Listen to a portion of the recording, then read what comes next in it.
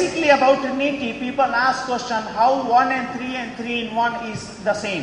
பொதுவாக ஜனங்கள் கேட்பது எப்படி ஒன்றில் மூன்று மூன்றில் ஒன்று எப்படி ஒன்றாக இருக்க முடியும் என்று கேட்பார்கள். Muslims they say when you read the Deuteronomy chapter 6 verse 4, it says that here O Israel, your Lord God is one God.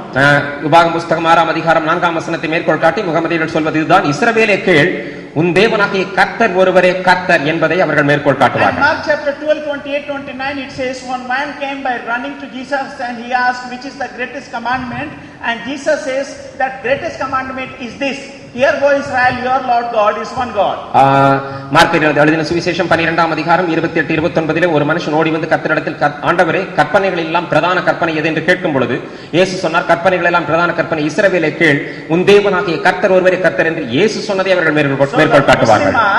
ஆகவே முகமதியர்கள் கேட்கிறார்கள், Musa believe in one God, மூசா நபி ஒரே தேவனை விசுவாசித்தார், Jesus believe in one God, இயேசு ஒரே தேவனை விசுவாசித்தார், we Muslim believe in one God, நாங்களும் முஸ்லிம்களும் ஒரே தேவனை விசுவாசிக்கிறோம், you Christian believe in three gods. ஆனால் கிறிஸ்தவர்கள் நீங்கள் ஏன் மூன்று தெய்வங்களை விசுவாசிக்கிறீர்கள்? And the question seems to be very appealing, very good. கேள்வி கேட்கிறது ரொம்ப விவேக வியாக்கியானமா தான் கேக்குறாங்க. But in Hebrew language to tell one there is a 9 different word. ஆனால் எபிரேய மொழியிலே 9 வித்தியாசமான வார்த்தைகளை பயன்படுத்துகிறார்கள். For example is, முதலாவதா is, to call one woman.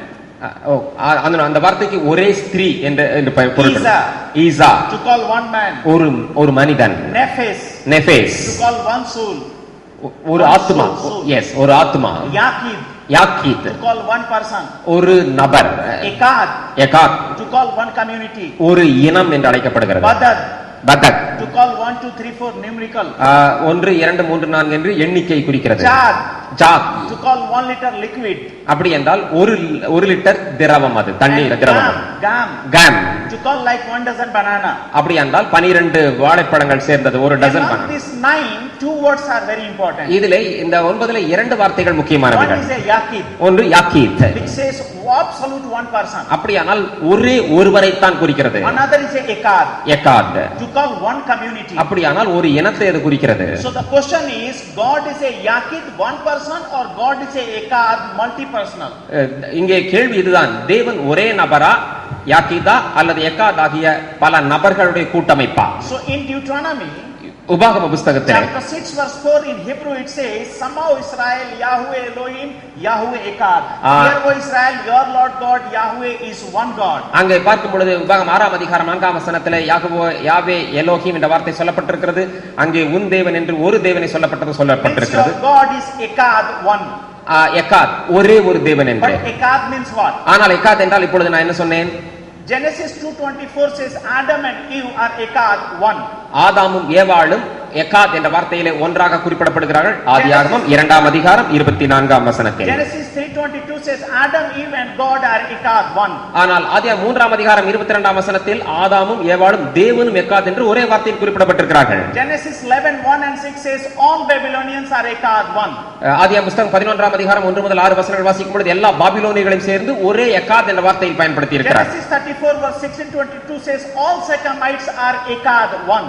ஆதியாகமம் புத்தகம் 34 ஆம் அதிகாரம் 6 மற்றும் 22 ஆம் வசனங்களில் சீகேமியர் எல்லாரையும் எக்காத் என்ற ஒரே வார்த்தையில் தேவன் பயன்படுத்தினார். Ezra chapter 2:64 to chapter 3 verse 1 says 42,000. Ezra chapter 2 verse 68 to chapter 3 verse 1 says, Ezra 2 ஆம் அதிகாரம் 68 இலிருந்து 3 ஆம் அதிகாரம் 1 ஆம் வசனத்திலிருந்து வாசிக்கும்போது 42,360 people are one. 42360 பேரை ஒரே வார்த்தையில் பயன்படுத்தப்பட்டிருக்கிறது. Adam and Eve are one but also two.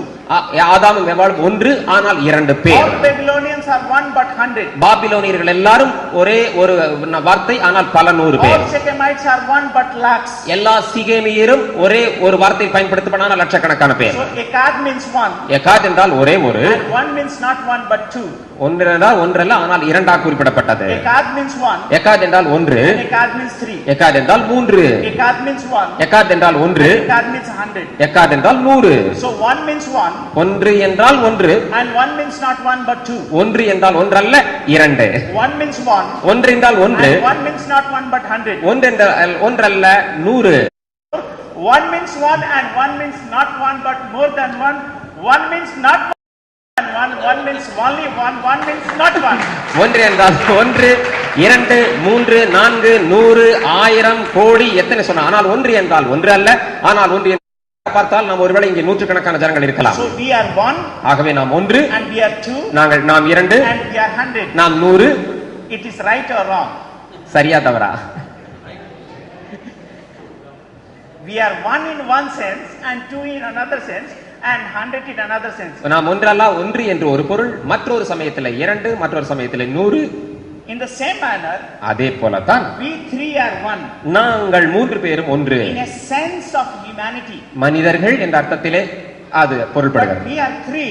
ஆனால் நாங்கள் 3 பேர். Sense of individual. தனி நபர் என்ற அர்த்தத்திலே 3 பேர். So Father, Son and the Holy Spirit are one. பிதா, குமாரன், பரிசுத்தாவின் ஒன்றுதான், ஒருவர்தான். In a sense of essence and nature.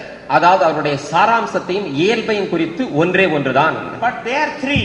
ஆனால் அவர்கள் 3 in a sense of individual. தனி நபர் என்ற ஆழ்தத்துவத்திலே 3 ஆழ்தத்துவம். Like we are three. நாங்கள் 3 பேர் போல we are one. நாங்கள் ஒன்று. It is not wrong. அது தவறல்ல, it is right. அது சரிதான். But one in one sense and three in another sense. ஆகவே ஒன்று என்பது ஒரு பொருளிலும், ஒன்று என்பது 3ஐ மற்றொரு பொருளிலும் குறிக்கும். So as a Muslim and Christian, if you understand one in the Bible, your question will disappear. ஆகவே முகமதியர் சொன்னபார் ஒன்றை நீங்கள் ஒன்றாகவே கருதினால் நிச்சயமாகவே உங்களுடைய சந்தேகம் எல்லாம் ஒன்றுமில்லாமற் போய்விடும்.